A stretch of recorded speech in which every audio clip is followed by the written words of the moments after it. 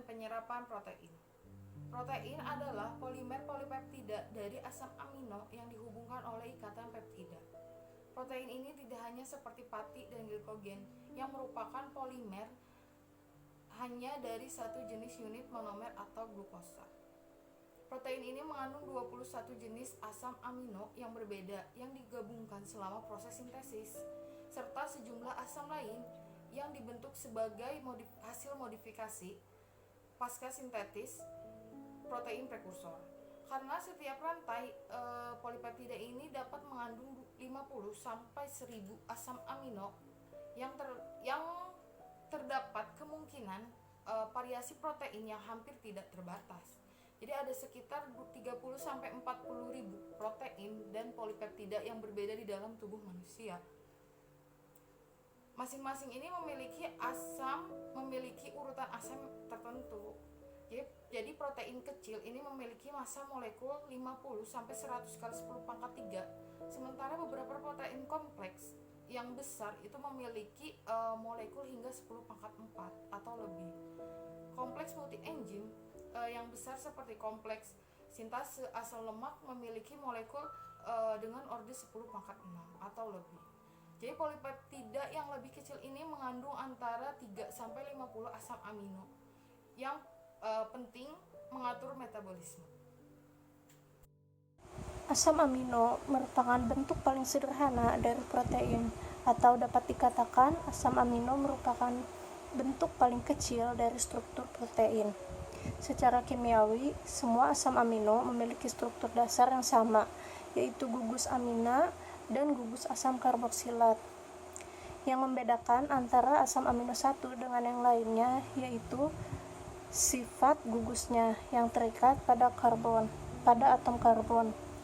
Dalam asam amino yang paling sederhana yaitu glisin, ada 2 atom hidrogen, sementara pada asam amino lainnya hanya terdapat 1 hidrogen. Yang kompleksitas kimianya bervariasi dari gugus metil sederhana hingga struktur cincin aromatik. Dari banyaknya asam amino, terdapat 9 yang merupakan makanan penting yang tidak dapat disintesis di dalam tubuh, karena hanya dapat disintesis di dalam sel tumbuhan.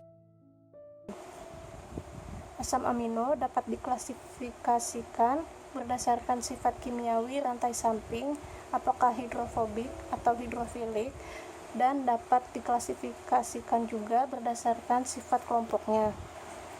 Kemudian ini adalah gambar struktur asam amino hidrofobik dan struktur asam amino hidrofilik. Dapat dilihat pada gambar sebelah kiri merupakan struktur asam amino hidrofobik.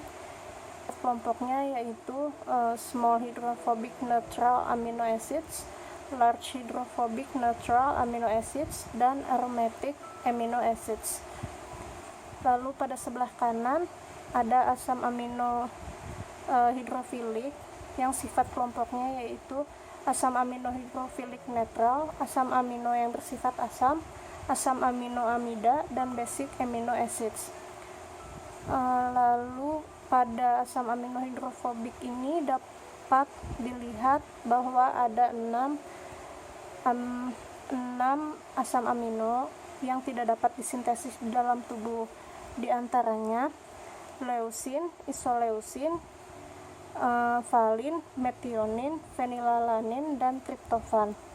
Lalu pada asam amino hidrofilik yang tidak dapat disintesis di dalam tubuh itu ada 3, yaitu treonin, lisin, dan histidin. Gambar selanjutnya itu tentang ikatan peptida. Yang ikatan ini terbentuk dari 1 molekul OH dari gugus karboksil dan 1 atom H dari gugus amina.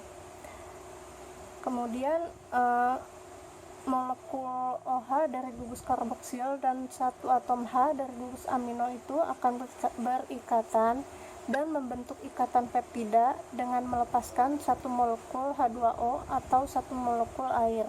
Reaksi ini disebut reaksi kondensasi. Sebaliknya, jika 1 molekul air bereaksi dengan ikatan peptida, maka ikatan peptida ini akan terpecah menjadi molekul OH pada gugus karboksil dan atom H pada gugus amina kembali. Reaksi ini disebut reaksi hidrolisis. Protein dan denaturasi protein. Nah, protein ini tersusun dari rantai linier asam amino yang bergabung dengan kondensasi gugus karboksil satu dengan gugus amino lainnya untuk membentuk ikatan peptida. Nah, dapat dilihat dari gambar berikut, yaitu gambar kondensasi asam amino membentuk ikatan peptida dan hidrolisis ikatan peptida. Dari gambar berikut dapat diketahui reaksi yang terjadi merupakan reaksi kondensasi. Hal ini ditandai dengan lepasnya molekul air ketika reaksi berlangsung. Hasil dari ikatan ini merupakan ikatan CONH dan menghasilkan molekul yang disebut amida. Ikatan peptida ini dapat menyerap panjang gelombang 190 sampai 230 nanometer. Nah, ikatan peptida ini dapat dirusak atau diputus dengan melakukan hidrolisis. Ikatan peptida terbentuk dari protein yang mempunyai kecenderungan untuk putus secara spontan ketika terdapat air. Dari hasil pemutusan tersebut dilepaskan energi sebesar 10 kJ per mol. Namun proses pemutusan terjadi sangat lambat. Nah, pada umumnya organisme menggunakan enzim untuk membentuk proses pemutusan atau pembentukan ikatan peptida untuk mempercepat reaksi. Struktur protein yaitu terbagi menjadi 4. Yang pertama ada struktur primer protein, yang kedua yaitu struktur sekunder protein, yang ketiga struktur tersier protein, yang keempat yaitu ada struktur kuartener protein. Nah, yang pertama ada struktur primer protein, yaitu struktur primer protein ini mengacu pada urutan asam amino linier dari rantai polipeptida. Struktur primer disebabkan oleh ikatan kovalen atau peptida yang dibuat selama proses biosintesis protein atau disebut dengan proses translasi. Kedua ujung rantai polipeptida ini yang disebut sebagai ujung karboksil atau C-terminal dan ujung amino atau N-terminal berdasarkan sifat dari gugus bebas. Perhitungan residu selalu dimulai pada akhir N-terminal atau gugus amino negatif NH2 yang merupakan akhir di mana gugus amino tidak terlibat dalam ikatan peptida. Struktur primer protein ditentukan oleh gen yang berhubungan dengan protein. Sebuah urutan tertentu dari nukleotida dalam DNA transkripsi menjadi mRNA yang dibaca oleh ribosom dalam proses yang disebut translasi. Urutan protein dapat ditentukan dengan metode seperti degradasi Edman. Yaitu ada struktur sekunder protein, yaitu di mana rantai polipeptidanya ini terlipat dalam berbagai cara, distabilkan oleh ikatan hidrogen antara oksigen dari satu ikatan peptida dan nitrogen dari ikatan lainnya. Nah, dapat dilihat dari gambar di atas, yaitu gambar ikatan hidrogen dalam rantai peptida. Nah, dari gambar tersebut dapat dijelaskan bahwa struktur sekunder protein ini terbentuk dari ikatan hidrogen yang terjadi antara gugus-gugus amina dengan atom hidrogen pada rantai samping asam amino sehingga membentuk lipatan-lipatan. Nah, lipatan-lipatannya ini dapat diketahui sebagai berikut. Nah, yang pertama yaitu ada alpha helix, di mana tulang punggung peptida protein mengadopsi bentuk spiral atau helix. Itu ikatan hidrogen terbentuk antara ikatan peptida yang saling berdekatan di dalam urutan utama. Nah, yang kedua yaitu ada lembaran beta lipid, di mana daerah rantai polipeptida terletak berdampingan satu sama lain membentuk permukaan bergelombang atau berlipat. Ikatan hidrogen ini ada di antara peptida ikatan di berbagai bagian urutan primer dari daerah polipeptida. Rantai yang membentuk lembaran lipid dapat berjalan paralel atau antiparalel. Yang ketiga yaitu ada jepit rambut dan simpul, di mana daerah kecil dari rantai polipeptida terbentuk dengan sangat erat. Yang keempat yaitu ada koil acak, di mana tidak ada struktur terorganisir yang dapat dikenali. Meskipun ini tampak acak, untuk salah satu protein, bentuk daerah kumparan acak akan selalu sama, meskipun di daerah kecil yang dapat terikat hidrogen dengan daerah lain, dan memang memiliki daerah acak. Nah, lipatan-lipatannya ini semua dalam molekul yang sama. Protein tersier dan kuartener. Saat struktur sekunder terbentuk, maka seluruh molekul protein akan terlibat menjadi bentuk yang kompak. ini adalah tingkat struktur ketiga atau tersier, dan sebagian besar merupakan hasil dari interaksi rantai samping asam amino satu sama lain dengan lingkungannya. Di dalam molekul, saat protein berada di media berair, maka sel akan menjadi struktur tersier dan dapat berinteraksi satu sama lain. Sedangkan rantai samping hidrofilik akan berinteraksi dengan air. Sebaliknya, protein yang tertanam di membran pada gambar 4.13 memiliki daerah hidrofobik di luarnya untuk berinteraksi dengan lipid membran. Gambar 4.13 itu susunan fosfolipid dan protein dalam membran sel. Pada gambar daerah warna hijau itu ada kolesterol, vitamin E, dan sebagainya. Sedangkan bagian warna biru itu transmembran protein. Untuk bagian warna ungu itu intracellular membran protein.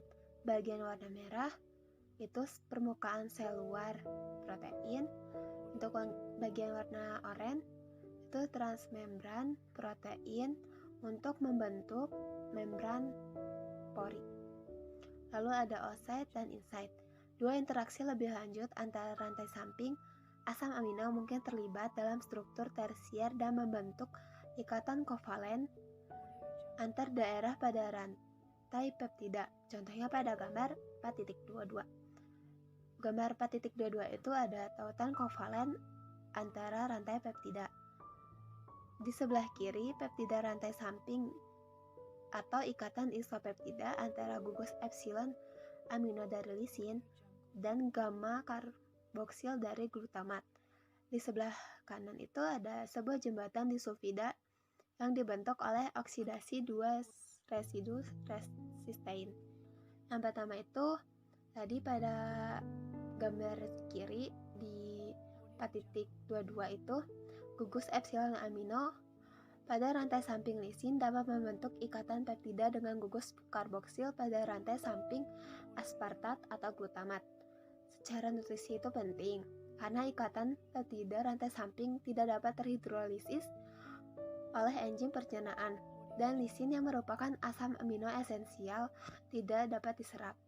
Bagian kedua itu yang di gambar 4.22 bagian kanan, gugus sulfhidril dari dua molekul cysteine dapat teroksidasi membentuk sebuah jembatan disulfida antara dua bagian rantai protein.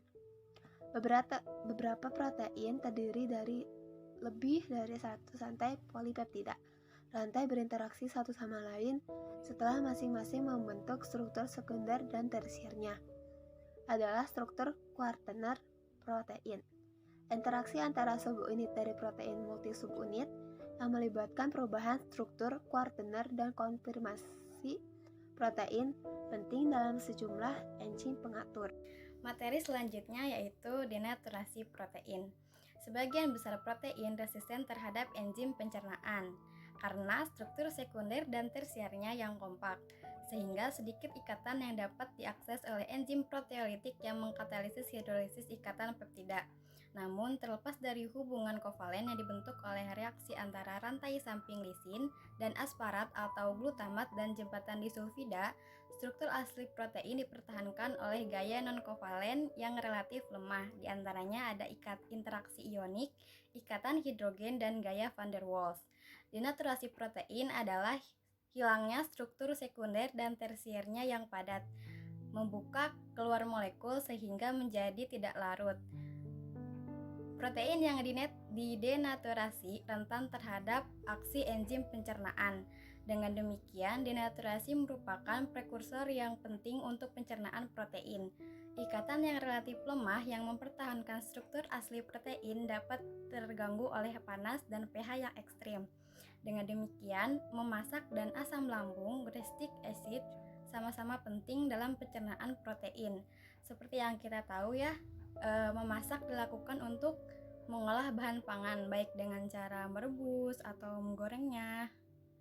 Terus, perebusan dapat menurunkan kadar protein dalam bahan pangan, karena pengolahan dengan menggunakan suhu tinggi akan menyebabkan denaturasi protein, sehingga terjadi koagulasi dan menurunkan solubilitas atau daya kemampuan larutnya. Pemanasan protein dapat menyebabkan terjadinya reaksi-reaksi, baik yang diharapkan maupun yang tidak diharapkan. Pada proses penggorengan, bahan pangan menurunkan kadar protein lebih tinggi dibandingkan perebusan, karena suhu yang digunakan sangat tinggi dan protein akan rusak dengan panas yang sangat tinggi. Tetapi dengan mengolah bahan pangan dengan cara perebusan atau penggorengan dapat memudahkan kita untuk mencerna makanan atau mencerna yang ada di dalam bahan pangan tersebut. Pencernaan protein. Pencernaan protein terjadi dengan hidrolisis ikatan peptida antara asam amino. Terdapat dua kelas utama enzim pencernaan protein atau protease dengan kekhususan berbeda untuk asam amino pembentuk ikatan peptida yang akan dihidrolisis. Yang pertama ada endopeptidase, membelah protein dengan menghidrolisis ikatan peptida antara asam amino tertentu di seluruh molekul. Yang kedua ada eksopeptidase, yaitu menghilangkan asam amino satu persatu dari amino atau ujung karboksil molekul dengan hidrolisis ikatan peptidanya. Lalu ada enzim pertama yang bekerja pada protein makanan adalah endopeptidase. Contohnya pepsin dalam jus lambung, tripsin, kimotripsin, dan elastase di usus kecil. Hasil dari aksi gabungan dari endopeptidase adalah bahwa molekul protein besar dipecah menjadi polipeptida yang lebih kecil dengan sejumlah besar amino dan terminal karboksi untuk ditindaklanjuti oleh eksopeptidase. Ada dua kelas eksopeptidase. Yang pertama karbosipeptidase dengan cara disekresikan dalam jus pankreas melepaskan asam amino dari terminal peptida karboksil bebas. Yang kedua ada aminopeptidase dengan cara disekresikan oleh sel mukosa usus melepaskan asam amino dari terminal aminopeptida. Baik aminopeptidase dan karboksipeptidase terus bekerja sampai produk akhirnya adalah dipeptida atau tripeptida yang dihidrolisis oleh dipeptidase dalam tripeptidase di dalam batas sikat mukosa sel. Aktivitas dimogen enzim proteolitik. Protease disekresikan sebagai prekursor tidak aktif. Ini penting jika mereka tidak mencerna dirinya sendiri dan protein jaringan sebelum disekresikan. Dalam setiap kasus, situs aktif enzim ditutupi oleh sebagian kecil rantai peptida yang harus dihilangkan agar enzim dapat beraktivitas. Hal ini dicapai dengan hidrolisis ikatan peptida tertentu dalam molekul prekursor melepaskan peptida pemblokiran dan mengungkapkan situs aktif enzim. Pepsin disekresi dalam getah lambung sebagai pepsinogen yang diaktifkan oleh aksi asam lambung dan juga oleh aksi pepsin yang sudah diaktifkan. Di usus kecil, tripsinogen, prekursor tripsin, diaktifkan oleh aksi enzim tertentu, enteropeptidase, yang disekresikan oleh sel epitel duodenum. Tripsin kemudian dapat mengaktifkan kimotripsinogen menjadi kimotripsin, proetalase menjadi etalase, prokarboksipeptidase menjadi karboksipeptidase, dan proaminopeptidase menjadi aminopeptidase. Product of protein digestion, yaitu di mana penyerapan hasil pencernaan protein. Pada produk akhir aksi endopeptidase dan eksopeptidase adalah campuran asam amino bebas, dipeptida, tripeptida, serta oligopeptida.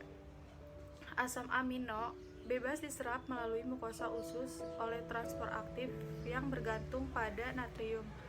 Ada sejumlah sistem transport asam amino yang berbeda dengan kekhususan sifat kimiawi. Pengangkut asam amino khusus kelompok yang serupa terjadi di tubulus ginjal untuk reabsorpsi asam amino yang disaring oleh glomerulus. Berbagai asam amino yang dibawa oleh satu transporter bersaing satu sama lain untuk penyerapan dan pengambilan jaringan. Di polipeptida dan tripeptida memasuki batas sikat sel mukosa usus, di mana mereka dihidrolisis menjadi asam amino bebas yang kemudian diangkut ke aliran darah. Masih dapat menyerap peptida dan tripeptida. Peptida yang relatif besar dapat diserap secara utuh, baik melalui penyerapan ke dalam sel epitel mukosa, jalur transseluler, atau dengan melewati sel epitel, jalur praseluler. Peptida ini memungkinkan cukup besar untuk merangsang produksi antibodi. Dasar reaksi alergi terhadap makanan.